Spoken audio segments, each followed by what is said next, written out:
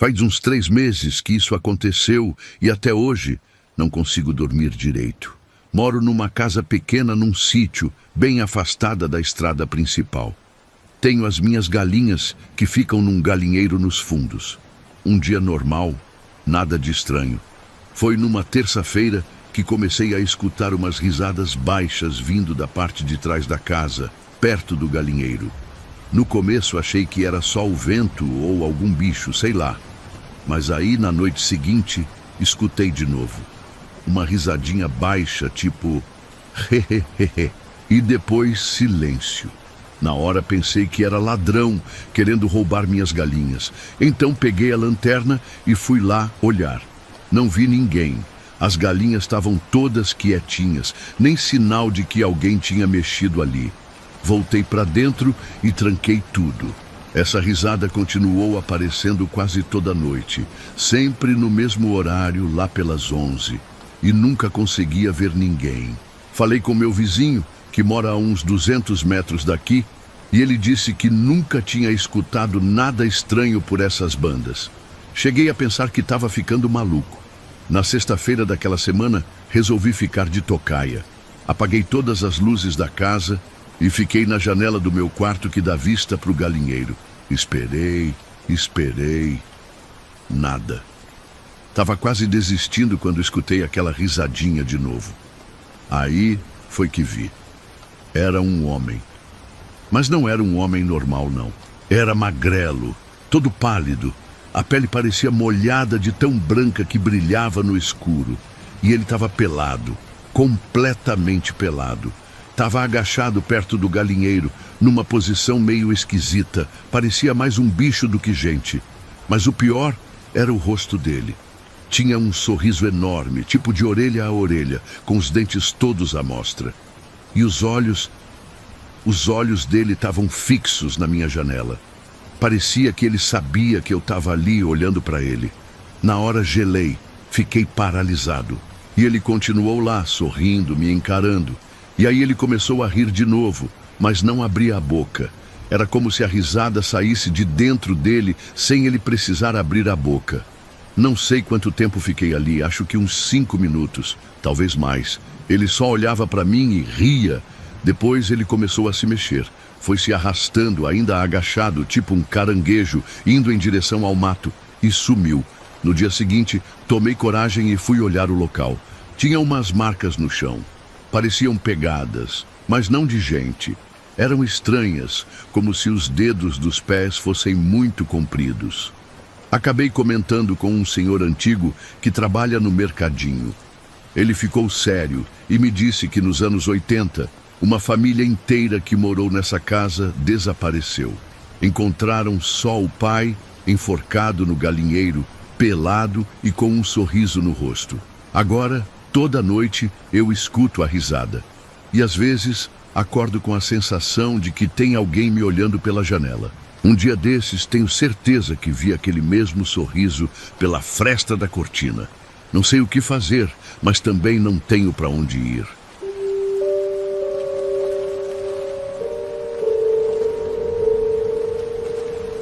Eu tinha um cachorro chamado Bob, um vira-lata caramelo daqueles bem espertos.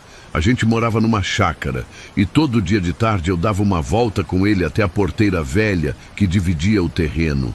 Era uma caminhada tranquila que a gente fazia há anos, até que um dia, do nada, quando a gente se aproximou da porteira, o Bob parou. Ficou duro que nem estátua. Aí começou a rosnar baixinho, com o pelo todo arrepiado. Olhei para o lugar que ele estava encarando e não tinha nada, só o mato e umas árvores. "Vambora, Bob!" Chamei, mas ele não se mexia. Começou a latir feito louco pro nada. Tive que arrastar ele de volta para casa. No dia seguinte, a mesma coisa. Chegava perto da porteira e ele travava. Mas dessa vez, ele nem latiu. Só ficou tremendo, olhando fixo para o mesmo lugar de antes. Isso começou a se repetir todo dia, e cada vez ele ficava mais estranho. Não comia direito, vivia olhando para as paredes dentro de casa, como se estivesse vendo coisas. De noite, às vezes acordava com ele ganindo baixinho no pé da minha cama. Numa quarta-feira, a gente estava fazendo a caminhada de sempre. Quando chegamos perto da porteira, ele não só parou, mas se deitou no chão.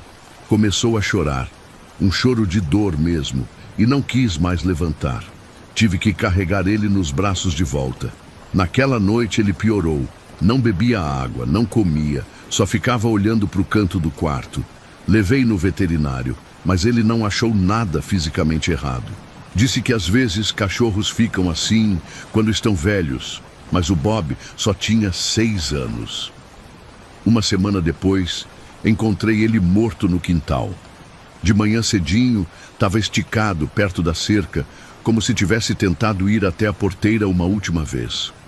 O mais estranho é que depois disso, comecei a ouvir latidos quando passava perto daquela porteira. Primeiro achei que era impressão, sabe? A gente fica sensível depois de perder um bicho que a gente gosta. Mas não era impressão, não. E esses latidos foram ficando mais frequentes. Às vezes, acordo de madrugada e escuto eles, mesmo com todas as janelas fechadas. Parece o Bob latindo, igualzinho. Uma vez, tomei coragem e fui até lá de noite, com uma lanterna. E juro que vi uma sombra correndo entre as árvores, do tamanho do Bob. Chamei, assobiei, mas a sombra só ficou parada, me olhando. Perguntei para o caseiro antigo se já tinha acontecido algo estranho perto daquela porteira. Ele ficou meio sem graça, mas acabou contando que antes da minha família comprar a chácara, um menino tinha se perdido naquela área. Encontraram ele depois de 3 dias, morto, perto de uma árvore que fica logo depois da porteira. Agora, toda vez que passo ali, sinto algo me observando do mato. E os latidos continuam, mesmo não tendo mais nenhum cachorro por aqui.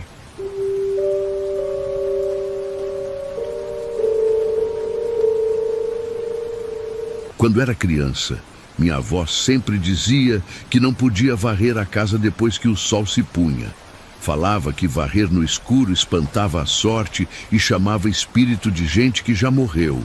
Eu achava que era só coisa de velho, sabe? Dessas superstições que o pessoal mais antigo tem. Depois que me mudei para minha própria casa, nem lembrava mais disso. Um dia, estava esperando umas visitas para o outro dia e resolvi dar uma ajeitada na casa. Já eram umas 8 da noite quando lembrei que não tinha varrido a sala. Peguei a vassoura e comecei a varrer. Na hora que estava varrendo, lembrei do que minha avó falava. Até dei risada sozinho, pensando nessas crenças antigas. Terminei de varrer, joguei o lixo fora e fui dormir. Acordei de madrugada com um barulho na sala. Parecia passos de alguém descalço, aquele som meio molhado de pé no chão. No começo, achei que era sonho, ou talvez algum gato que tinha entrado pela janela. Fiquei quieto, esperando. Os passos continuaram, andavam de um lado para o outro, bem devagar. Depois pararam bem na frente do meu quarto. Fiquei gelado, sem conseguir me mexer. A maçaneta da porta começou a girar bem lentamente. Fechei os olhos com força, me cobrindo inteiro.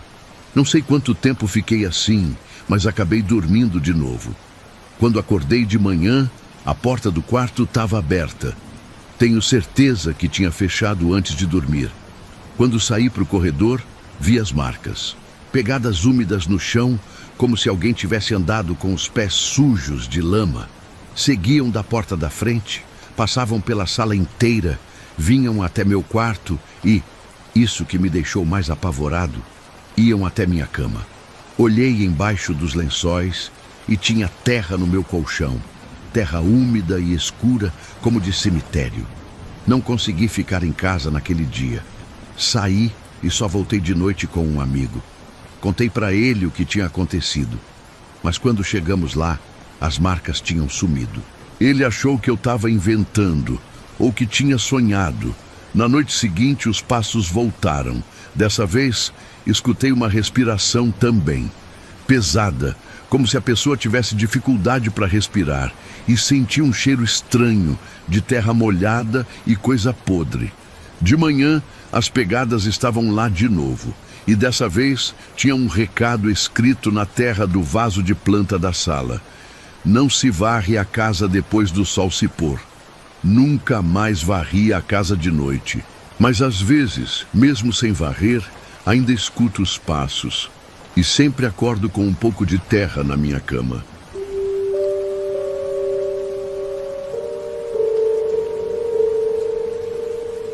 Na região onde eu cresci tem um rio grande que corta vários sítios. A água é escura, funda e a correnteza pode ser bem forte em algumas partes. Desde pequeno escutava meu avô falando: não entra no rio à noite, ele escolhe quem leva. Na época, eu não entendia direito o que ele queria dizer com isso. Pensava que era só um jeito de evitar que a gente se afogasse, já que de noite ninguém ia poder ver e ajudar. Meu primo Marcelo sempre foi o mais corajoso da família. A gente tinha crescido juntos, pescando e nadando naquele rio, mas sempre de dia.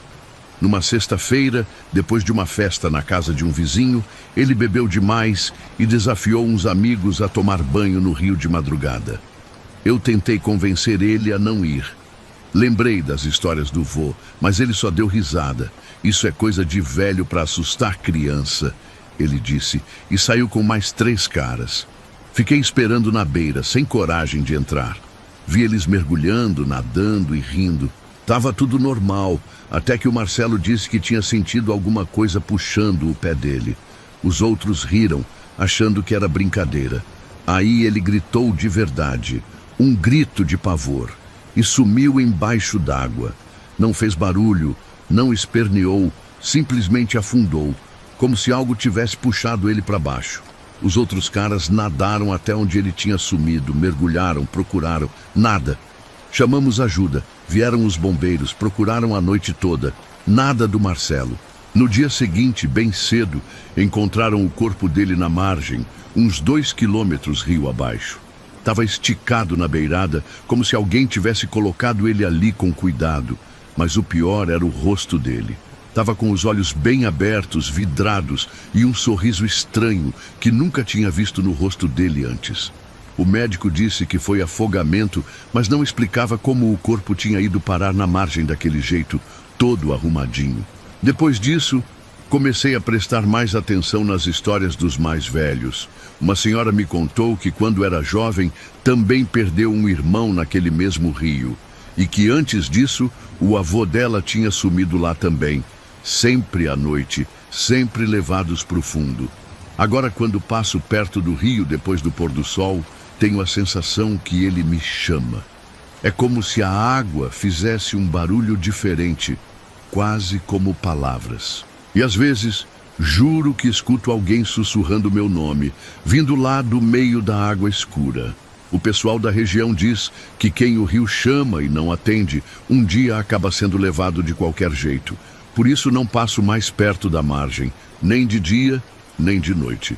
Porque agora sei que não é o rio, é algo que vive nele e escolhe quem quer levar.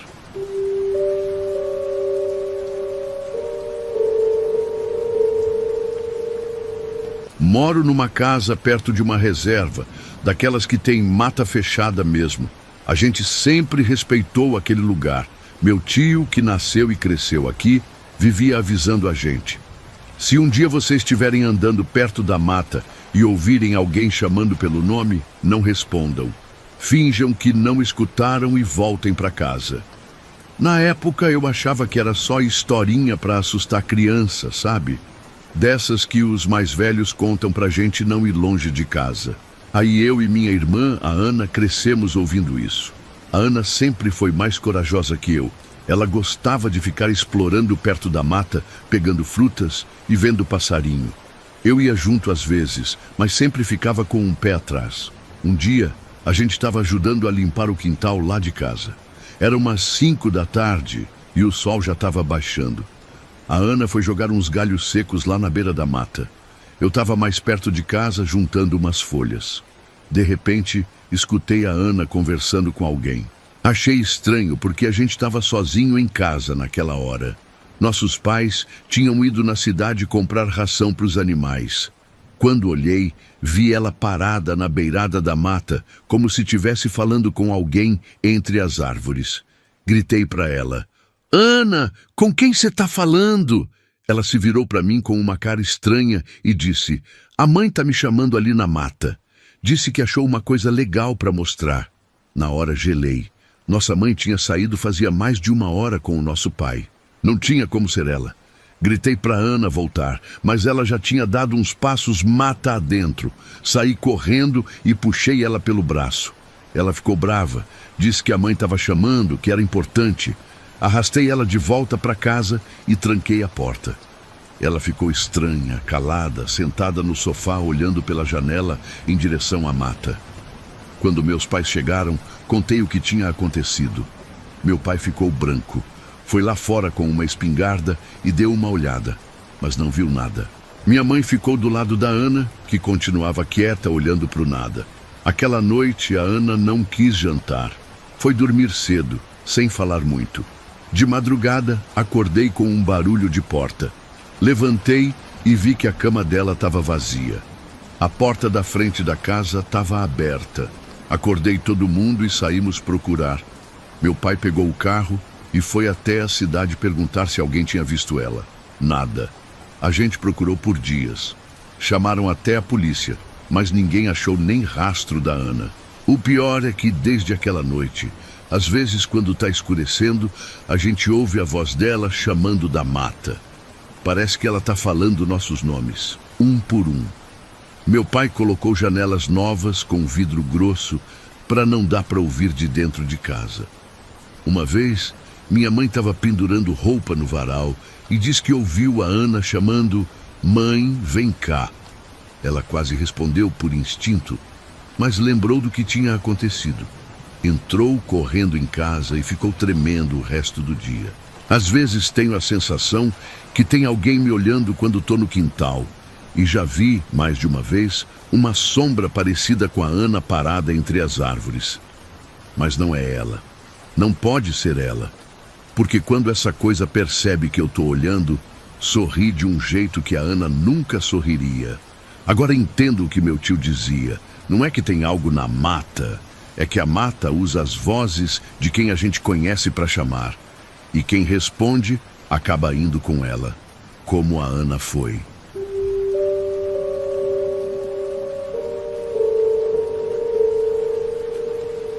Na fazenda do meu avô tinha uma porteira velha de madeira que separava a estrada da propriedade. Todo mundo que morava ali sabia.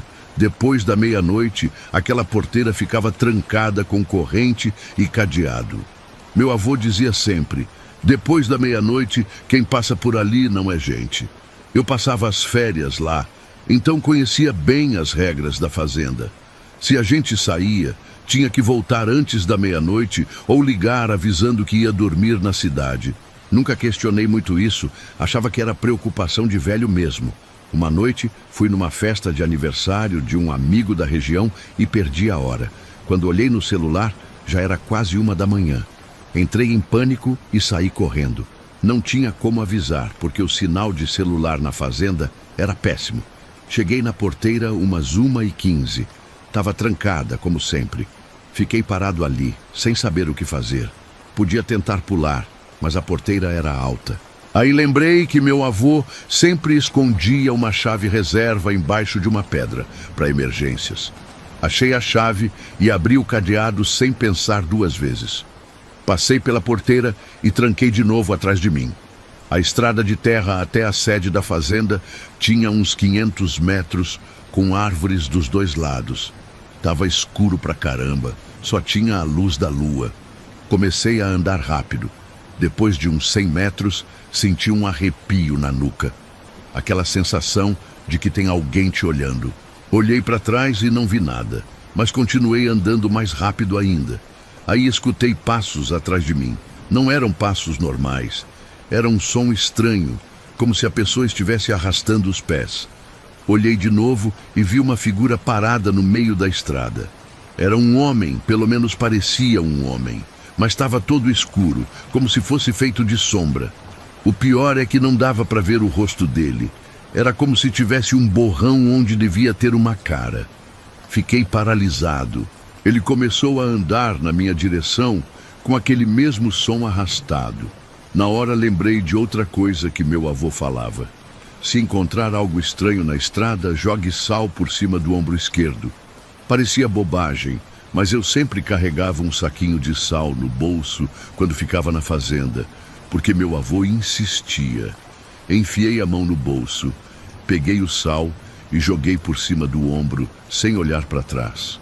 Continuei andando, agora quase correndo. Sentia que aquela coisa ainda estava lá, mas não tive coragem de olhar de novo. Cheguei na casa ofegante, tremendo. Meu avô estava acordado na varanda, me esperando com uma espingarda no colo. Quando me viu, largou a arma e veio me abraçar. "Você abriu a porteira, não foi?" Ele perguntou. Só consegui fazer que sim com a cabeça. Ele me levou para dentro, me deu um copo de cachaça com mel e contou que, quando era jovem, o irmão dele tinha aberto a porteira depois da meia-noite e nunca mais voltou. Encontraram só as roupas dele espalhadas pela estrada, nada mais. De manhã, fomos até a porteira. A corrente estava no lugar, o cadeado fechado, mas tinha marcas estranhas na terra, como se alguém tivesse arrastado algo pesado até a beira da estrada. E perto da porteira, no chão, tinha um desenho feito na terra. Parecia um rosto sem olhos. Meu avô morreu há alguns anos, mas mantive o costume. Onde quer que eu esteja, depois da meia-noite, não abro porteira nenhuma. E sempre carrego um pouco de sal no bolso.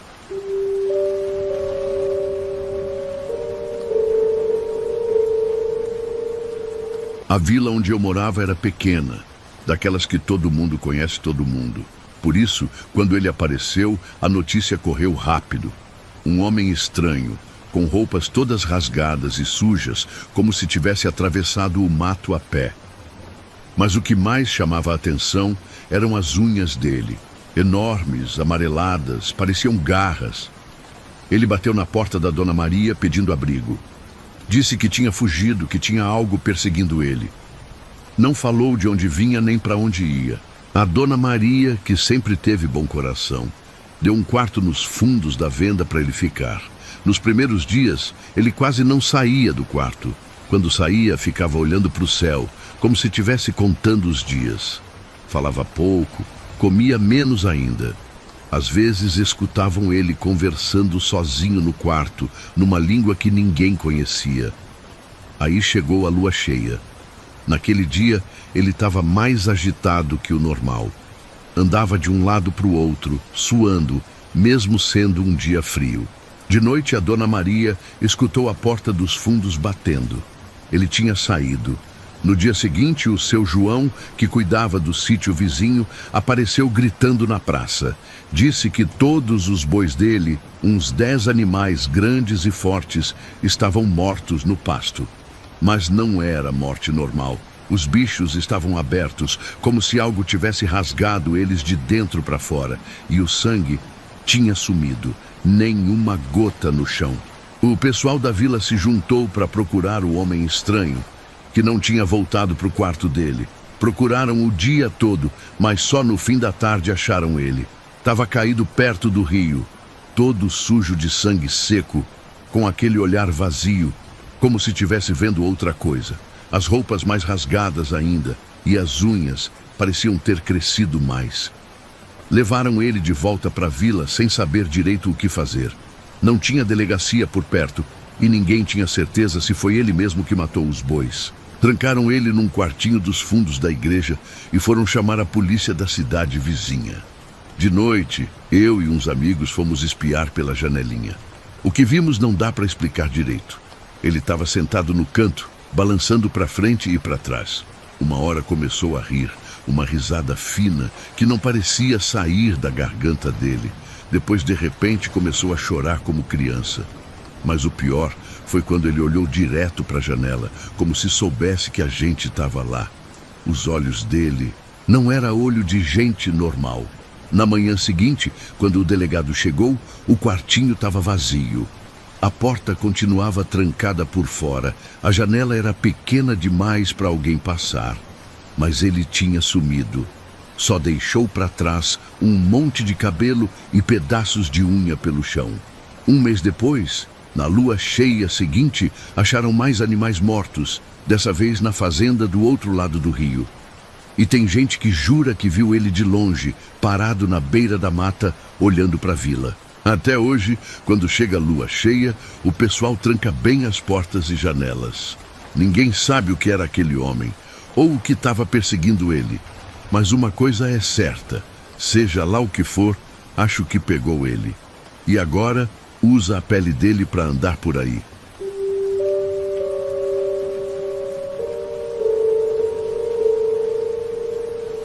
Meu tio cuidava de uma fazenda de gado há muitos anos. Era um homem sério, não era de inventar história nem de acreditar em assombração. Por isso, quando ele contou o que viu no pasto, todo mundo ficou assustado. Ele estava voltando de uma pescaria. Já era noite. Passou perto do pasto grande onde o gado ficava. A lua estava cheia, dava para ver bem o campo aberto. Foi quando notou um movimento estranho perto da cerca. No começo, achou que era um bezerro ou algum bicho que tinha entrado. Mas quando chegou mais perto, viu que era algo se arrastando pelo chão. Parecia grande, do tamanho de uma pessoa, mas se movimentava igual cobra, serpenteando na grama. Meu tio parou o carro e ficou olhando, com o farol apontado na direção daquilo. De repente a coisa parou. Ficou imóvel alguns segundos e depois começou a se levantar. Foi erguendo o corpo aos poucos até ficar de pé. Mas não era uma pessoa normal. O corpo era todo torto, como se os ossos estivessem no lugar errado. Estava coberto de pelo escuro, em algumas partes grudado com o que parecia sangue seco. Quando ficou totalmente de pé, virou a cabeça na direção do carro, e foi aí que meu tio quase teve um treco. Aquela coisa tinha olhos de gente, não era bicho, não era pessoa. Era algo no meio do caminho. Ficaram se encarando por alguns segundos. Meu tio não conseguia se mexer, disse que parecia que tinha congelado. Aí a coisa sorriu. Isso mesmo, sorriu, mostrando uma boca cheia de dentes pontudos. Meu tio deu partida no carro e saiu correndo de lá. Chegou em casa branco que nem papel, tremendo. Nem conseguiu contar direito o que tinha visto naquela noite. No dia seguinte, ele foi procurar marcas no pasto, ver se encontrava pegadas ou alguma prova do que tinha visto. Não achou nada, mas percebeu que a cadela dele, uma vira-lata que sempre andava com ele pela fazenda, tinha sumido. Chamou, assobiou, procurou por todo canto. Nada da cadela. Já estava desistindo quando passou perto do varal de roupas que ficava no quintal. Lá, pendurado como se fosse um lençol, estava o couro da cadela. Todo aberto e esticado, como se alguém tivesse tirado a pele inteira do bicho de uma vez só e colocado para secar. Não tinha sangue, não tinha o corpo do animal, só a pele, perfeitamente esticada. E pior, parecia que tinham lavado, como se fosse uma roupa qualquer. Meu tio enterrou o couro da cadela e colocou uma cruz no local. Naquela mesma noite, trancou tudo e ficou de vigília com uma espingarda.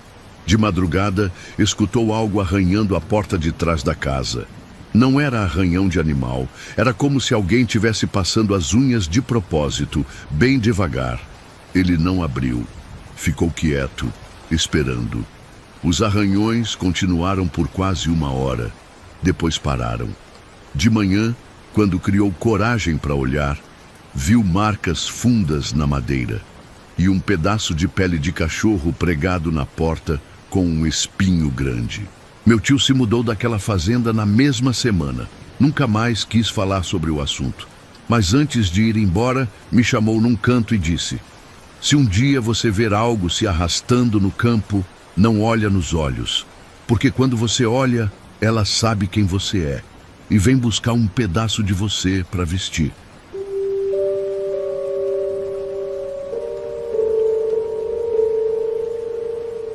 Todo mundo na vila conhecia a venda do seu Ademar, um lugar simples, de madeira, que vendia de tudo um pouco.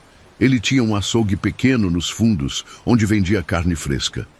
Meu pai sempre comprava carne lá, dizia que era a melhor da região.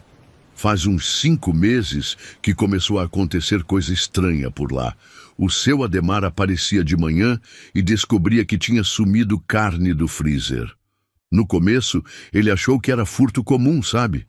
Desses que ladrão pula a janela, pega as coisas e vai embora. Só que não tinha sinal de arrombamento. Porta trancada, janela fechada, tudo no lugar. Só a carne que sumia. Ele até chamou a polícia, mas o que eles iam fazer? Não tinha pista nenhuma. O delegado falou que podia ser alguém que tinha cópia da chave. O seu Ademar trocou as fechaduras, colocou cadeado novo, não adiantou nada. A carne continuou sumindo, quase toda a noite. Um dia, eu estava ajudando meu pai a descarregar umas caixas de cerveja lá na venda e o seu Ademar comentou que ia dormir no local naquela noite. Disse que ia descobrir de uma vez por todas o que estava acontecendo. Meu pai até ofereceu ajuda, falou de ficar lá com ele, mas o seu Ademar não quis. Era teimoso, daqueles que gosta de resolver as coisas do jeito dele. Ele preparou tudo, levou um colchão velho, uma lanterna grande e até um facão de cortar cana que guardava embaixo do balcão.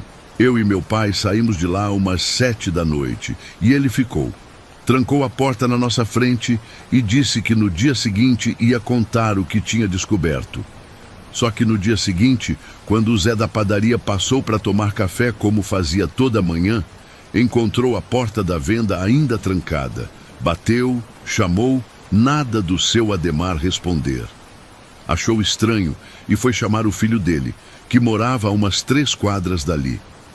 Quando eles voltaram e abriram a porta, não acreditaram no que viram. No meio da venda tinha uma poça de sangue seco e perto do balcão um monte de ossos. Ossos humanos. Eram os restos do seu Ademar. Não sobrou quase nada dele. Era como se algo tivesse comido tudo, deixando só o esqueleto. O mais assustador é que o teto da venda estava quebrado. Um buraco grande, como se algo pesado tivesse caído de cima, ou pior, como se algo tivesse entrado por ali. Mas não tinha escada, nem árvore perto, nada que explicasse como alguém poderia ter entrado por cima. A polícia veio, investigou, mas não conseguiram explicar o que tinha acontecido. Falaram de animal selvagem, mas como um bicho ia entrar e sair sem deixar rastro além do buraco no teto? E que bicho ia comer um homem inteiro daquele jeito, deixando só os ossos limpos, quase sem sangue pelo chão? O filho do seu Ademar fechou a venda depois disso. Ninguém quis comprar o lugar. Ficou abandonado, com tábuas pregadas nas janelas. Tem gente que diz que de noite dá para ouvir barulho vindo de lá, mesmo vazio. Som de alguma coisa pesada se movendo no teto. E quando tem carne pendurada nos varais das casas por perto, para secar e fazer carne de sol, às vezes some de noite, sem explicação.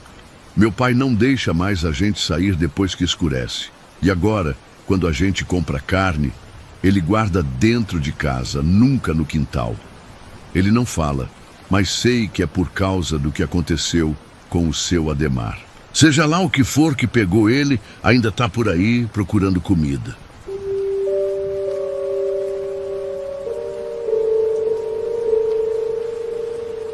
Tenho um sítio pequeno, onde crio umas galinhas, porcos e algumas cabras.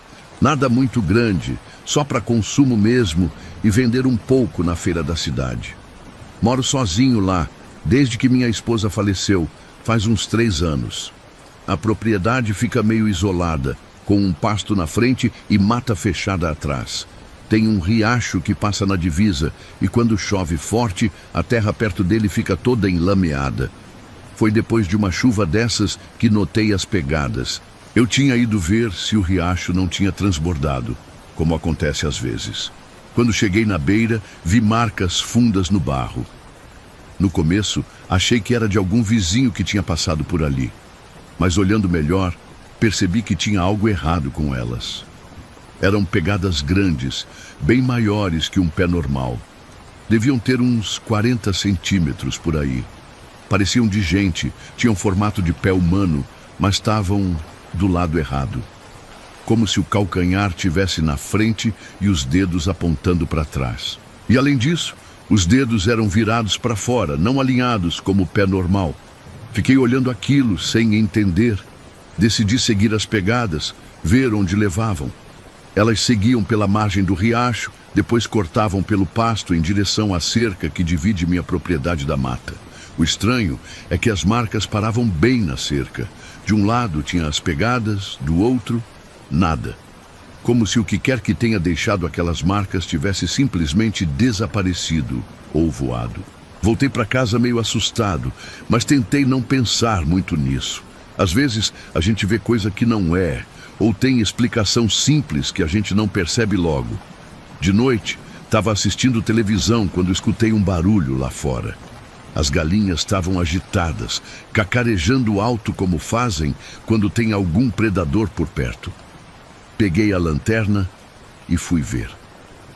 Quando abri a porta, ouvi um rosnado baixo, vindo do lado da casa.